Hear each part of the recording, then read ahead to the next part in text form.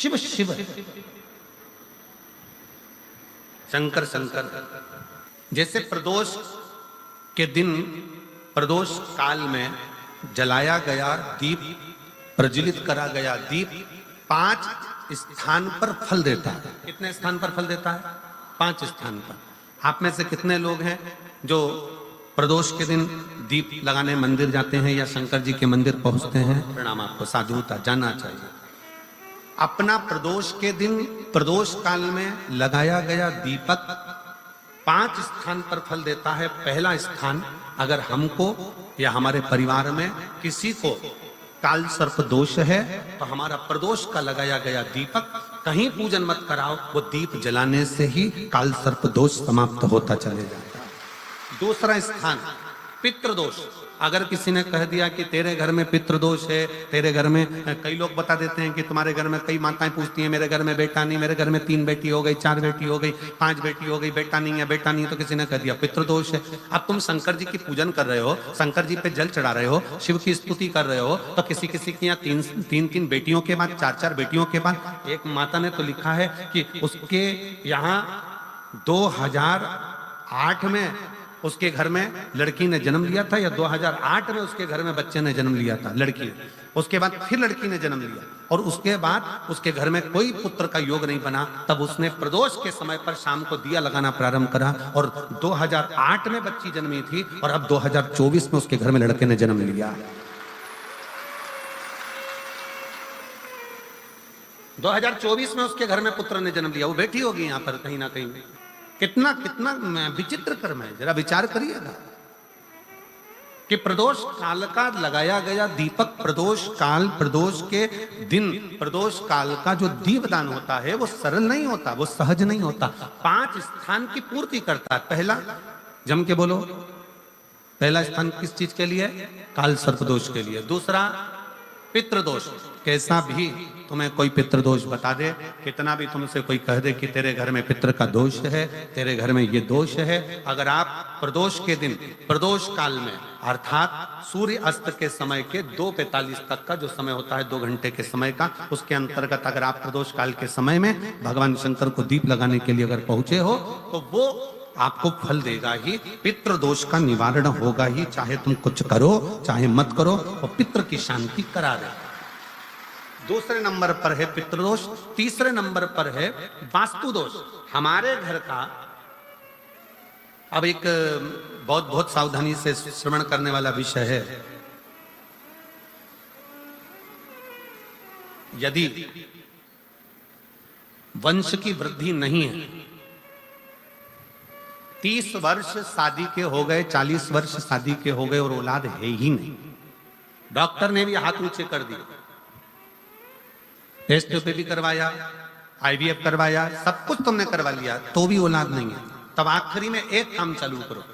प्रदोष का दिन दोनों पति पत्नी व्रत चालू कर दो प्रदोष का, और प्रदोष काल में शाम के समय जाकर एक ही दिए में 2 लंबी बाती जानते हो ना, रुई की लंबी कपास की बाती 2, और दोनों बाती एक ही दिए में रखकर पति पत्नी दोनों उसको प्रज्वलित करना प्रारंभ करें। बाबा संतान देकर ही रहेगा, औलाद आएगी ही।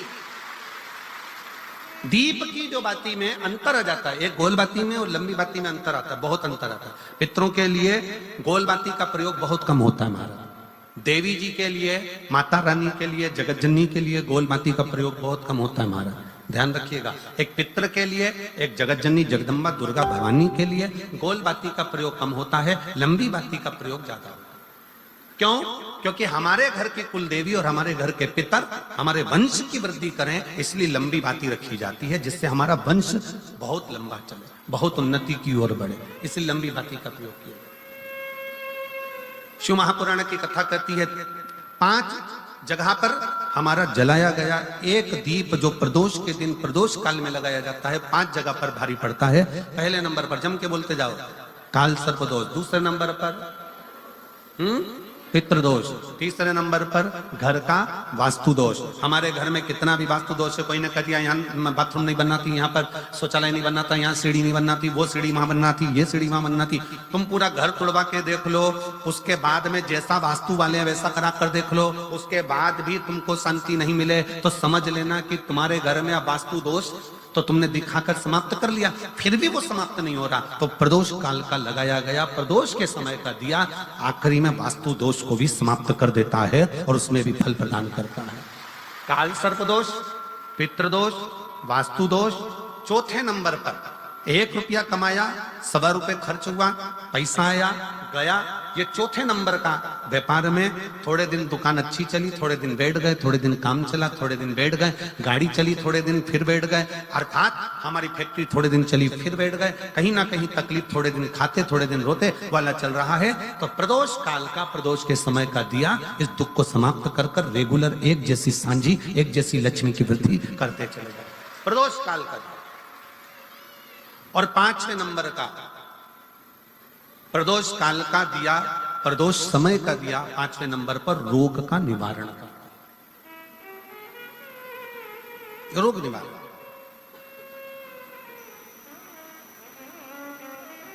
ये 5 स्थान जो बताए गए हैं प्रदोष काल के दिन, प्रदोष के दिन दीप प्रज्वलन के। और अब की बार की जो शिवरात्रि आ रही है, बाबा देवाधिदेव महादेव की बड़ी कृपा है उस पर, बहुत करुणा। 25 तारीख को प्रदोष और 26 तारीख को शिवरात्रि। अब जरा प्रदोष के पर्यांत की, प्रदोष के बाद की बिल्कुल लगी हुई पीठ से जो शिवरात्रि होती है, वो शिवरात्रि अगर उस शिवरात्रि का व्रत, साधना, तप, भजन, संसार का मनुष्य कर लेता है तो जिंदगी में उसने कोई व्रत किए ना किए हो, अगर एक व्रत शिवरात्रि का, प्रदोष की पीठ से लगी हुई शिवरात्रि का अगर कर लेता है तो उसको पूरे जीवन के व्रत का पुण्य फल प्राप्त हो। एक व्रत शिवरात्रि का प्रदोष पर्यंत की, अर्थात प्रदोष की पीठ से जुड़ी हुई। अब अगर आप कोई ब्राह्मण से, अगर कोई विद्वज्जन से, कोई पंडित जी से आप पूछेंगे प्रदोष कितनी बजे लग रहा है, वो बताएंगे। फिर प्रदोष लगने के बाद प्रदोष कब समाप्त हो रहा है, तो जिस दिन 26 तारीख हो रही है उसमें लगाया, दोनों की पीठ मिल रही, दोनों।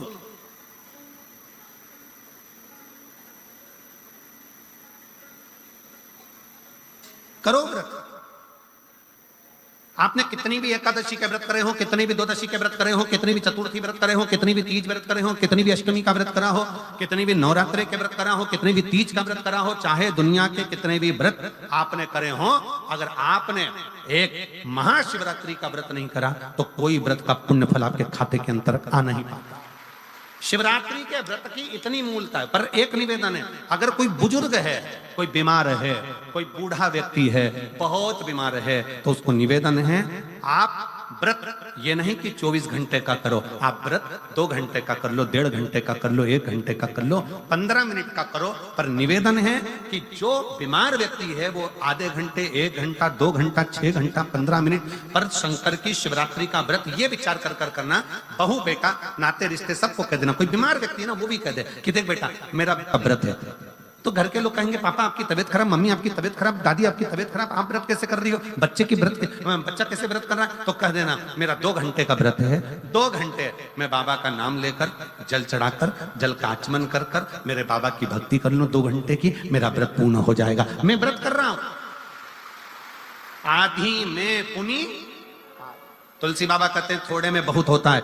आपके व्रत अगर कोई बीमार है उसके लिए, अगर कोई कष्ट है शरीर में उसके लिए ऐसा व्रत है, बाकी के सभी के लिए तो वही व्रत शिवरात्रि का पूर्ण व्रत है जिसमें भगवान शंकर की विरल भक्ति को हम प्राप्त करें।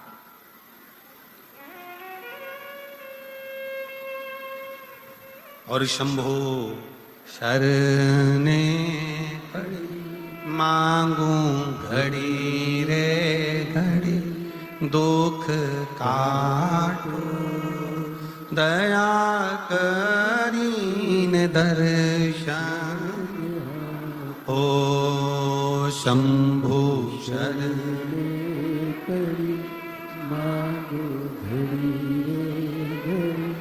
दुख काटू दया करीने दर्शन।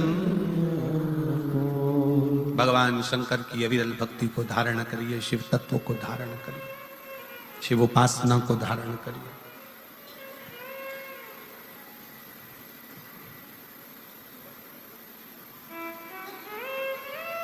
महाशिवरात्रि 26 फरवरी की है। 26 फरवरी। और प्रदोष कब का है? जम के बोलो जरा। 25 फरवरी। 25 फरवरी को भी शाम के समय प्रदोष काल में बाबा का दीप लगाइए, प्रार्थना करिए और 26 तारीख का व्रत करिए बिना संकोच। और जिसके घर में शंकर भगवान के व्रत के लिए अगर झगड़ा हो रहा है तो निवेदन है, व्रत बिल्कुल मत करिए।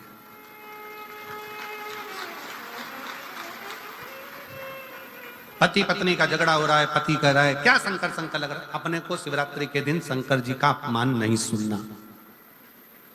इसलिए राजी हो तो व्रत करो। राजी नहीं है पति, परिवार के लोग राजी नहीं है, चिड़चिड़ कर रहे हैं तुम्हारे व्रत करने से, तो आपके चक्कर में शंकर भगवान की निंदा तुम्हारे कान में जाए, ऐसा व्रत किसी का, ऐसे व्रत की कोई मूलता नहीं। आपके घर के लोग राजी हो, माता पिता राजी हो, सास ससुर राजी हो, पति राजी हो, पत्नी राजी हो, परिवार के लोग राजी हो, बेटा बेटी सब, बच्चों का मन है मम्मी मुझे व्रत करना है, हाँ बेटा कर, एक ही तो व्रत करना है शिवरात्रि का, करो। घर के बुजुर्ग ने कह दिया मुझे व्रत करना, बिल्कुल करो, आज का मौका मिला है आपको करने का, महाशिवरात्रि का व्रत करिए। व्रत घर के अंदर अगर तुम्हारे व्रत करने से झगड़ा हो रहा है, काय को व्रत कर लिया, क्या होता है शंकर जी का व्रत करने से, क्या होगा शंकर जी का तप करने से, जबरदस्ती वो सियोर वाले महाराज के चक्कर में पड़ी हो, क्या होगा शिवरात्रि व्रत से, क्या होगा शंकर जी को जल चढ़ाने से, तो उससे अच्छा है अपने घर में बैठो, श्री शिवाय नमस्तुभ्यं, श्री शिवाय नमस्तुभ्यं, श्री शिवाय नमस्तुभ्यं, श्री शिवाय नमस्तुभ्यं। घर में बैठकर भगवान शंकर का गुणगान करो, भगवान शंकर का नाम जाप करो, भगवान शंकर की भक्ति करो, उससे बढ़कर कोई सुख नहीं, उससे बढ़कर कोई आनंद। पर निंदा ना सुनते हुए, कुछ गलत विचार ना लाते हुए, गलत सोच ना लाते हुए, गलत दृष्टि ना रखते हुए, गलत भाव ना रखते हुए भगवान शंकर की विरत भक्ति को अपने भीतर उतारने का प्रयास करो, शिव को अपने अंदर उतारने का प्रयास करो। शिव भक्ति, शिव महापुराण की कथा कर रही है। 3 स्थान का स्पर्श रोग का निवारण कर देता है। 3 जगह पर चढ़ाया गया अक्षत हमारे मन को एकाग्रित कर कर और हमें अपनी मंजिल तक पहुंचा देता है। और प्रदोष और शिवरात्रि के मिलन का महोत्सव हमारे जीवन को आनंदता देता है, आनंद।